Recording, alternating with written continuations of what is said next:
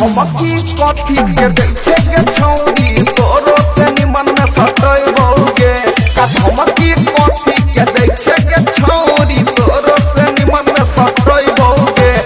तू छोड़ देबही तो कथी बिगड़तै दोसर माल पटैबौगे तू छोड़ देबही तो कथी बिगड़तै दोसर माल पटैबौगे हमकी कथी के दै छे के छौरी तोरो से निमन में सटैबौगे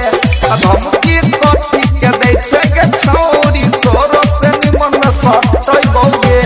तू छोड़ देबही तो कथी बिगड़तै दोसर माल पटैबौगे तू छोड़ देबही तो कथी बिगड़तै दोसर माल पटैबौगे डीजे नारायण महेश जिला धनसा पहिले पियबै छलियौ गन्ना के जूस गे होटल में चाउमीन मोमो पियलियौ ठूस ठूस गे पियलियौ ठूस ठूस गे पहिले पियबै छलियौ गन्ना के जूस गे होटल में चाउमीन मोमो पियलियौ ठूस ठूस गे जाइते ससुरा तोरा के छौरी दिल से अपन बिसरेबौगे जाइते ससुरा तोरा के छौरी दिल से अपन बिसरेबौगे तू छोड़ देबही तो कथी बिगड़तै दोसर माल पटैबौगे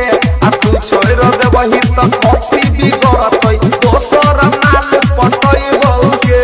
डीजे नारायण महेश जिला धनसा अर्जुन अजूबा कहै छौ करे नै गुमान गे पहिले तू रहले गोरकी राजन के जान गे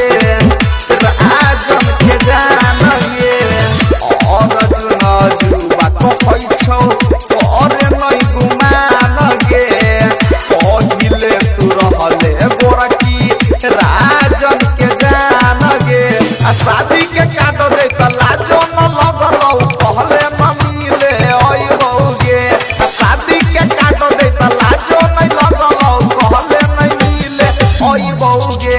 तू छोड़ देबही त कथी बिगड़तै दोसर माल पटैबौगे तू छोड़ देबही त कथी बिगड़तै दोसर